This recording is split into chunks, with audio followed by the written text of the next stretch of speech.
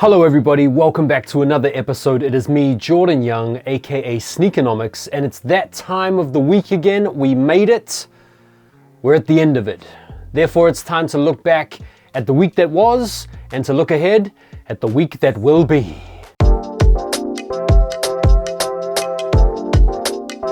If you're new here or just passing through, hello, feel free to subscribe if you like the occasional good video.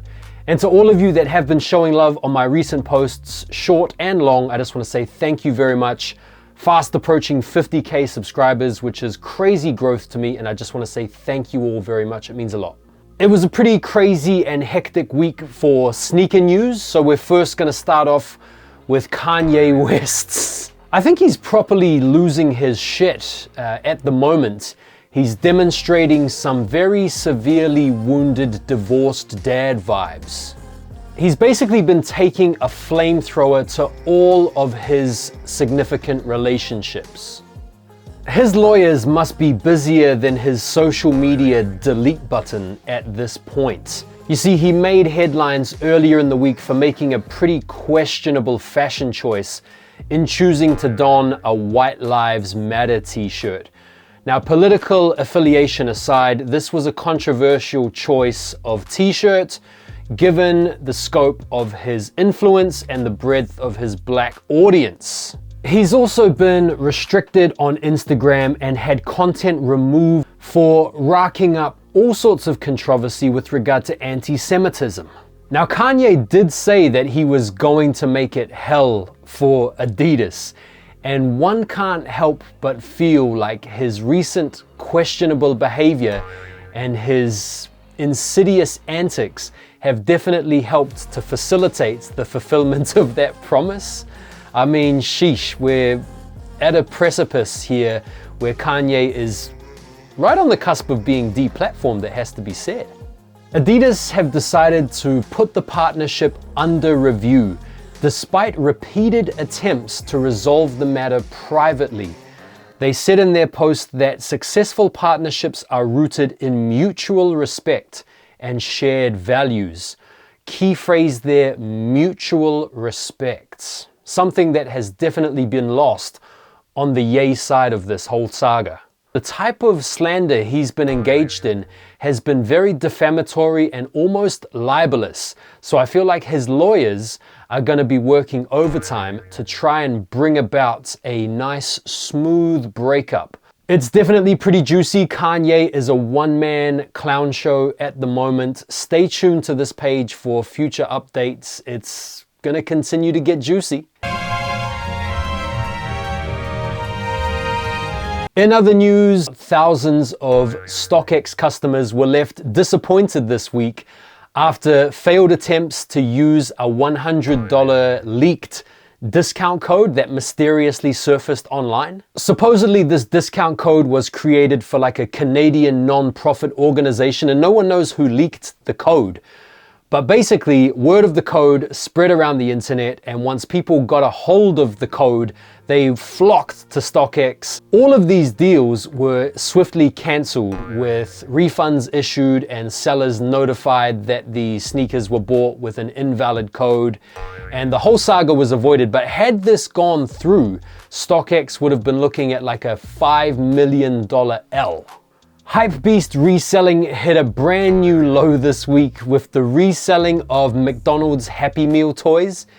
Yes, you heard that right. People have been reselling Happy Meal toys. If you've been scrolling through sneaker TikTok this week or Hypebeast TikTok, you will have no doubt seen hundreds of videos of people going through the drive-thru or going to McDonald's to buy the limited edition cactus plant flea market Happy Meal. The Happy Meal toy is a figurine which is limited, and because it's limited, it's hype, and because it's hype, it's reselling. There's also a competition for in-app purchases to win exclusive CPFM merch, but the highlight of the week for me personally has been seeing grown-ass adults all excited about a Happy Meal and a toy. Rumors had been flying around last week about a really exciting blockbuster collab between Nike, SB, Carhartt and Eminem. All sorts of media outlets had been posting about it, all sorts of creators talking about it, and all of those rumors were set alight and ashes ceremoniously pissed upon by Eminem's very own manager, Paul Rosenberg, who commented on a post made by Sneaker Freaker with reference to the said collab, saying that it was not a thing. Now, to me, it never really ever made sense because Eminem is not a skateboarder. Yeah, of course, he's like a swoosh guy and has lots of PEs and exclusive stuff given to him or made in his name.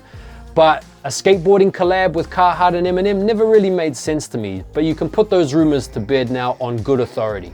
Lastly, in sneaker news, we caught wind this week of the rumored production numbers for the highly anticipated and much coveted Air Jordan 1 High Lost and Found, with the production number supposedly to be set around 500,000 pairs, making this the most produced Jordan 1 in history. A lot of people have been calling cap, and a lot of resellers have been suggesting that even though the production numbers may be high, the resell will still be high. My own personal opinion is that it makes a lot of sense for this sneaker to be produced in such high numbers. In fact, I wouldn't even be surprised if there were more than 500,000 pairs. A big fat GR of this sneaker release makes a lot of sense from a Nike standpoint. The appetite is there, the demand is there. Why not sign off Jordan 1 hype with one last big banger? This is the model that people have been clamoring for years now. I personally don't see the resale being that high. In fact, a hot take here, I think these could even be bricks. Maybe not bricks where they will sit everywhere, but I can see these being the kind of sneaker that you're going to be able to get for a little over retail. And I think if you really want a pair, you'll be able to get a pair. There's my hot take. I could well be wrong, but let's just see how this idea ages as I put down a marker now and say these aren't going to be hard to get. Woo!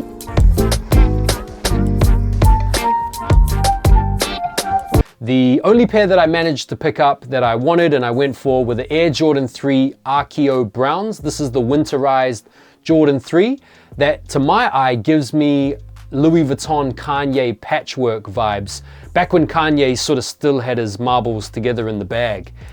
This is a sneaker that I'm really looking forward to getting in hand. There's only one part of it I don't love, and that is the embroidered piece that wraps around the heel counter.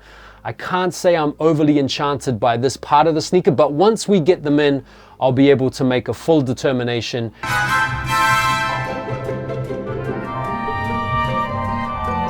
And so that is it for a week of sneaker news. Some pretty exciting and juicy stories that went down this week. It'll be interesting to see how some of those stories develop, particularly with the Kanye drama. Once again, if you haven't already subscribed, feel free to do so for more sneaker related content. There will occasionally be some good content, I promise.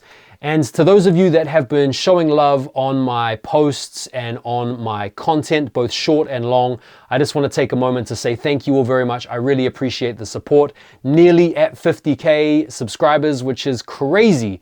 So thank you all again very much for watching. I appreciate your warm, attentive audience and look forward to seeing you on the next video. Enjoy the rest of your day and have a good one. Peace.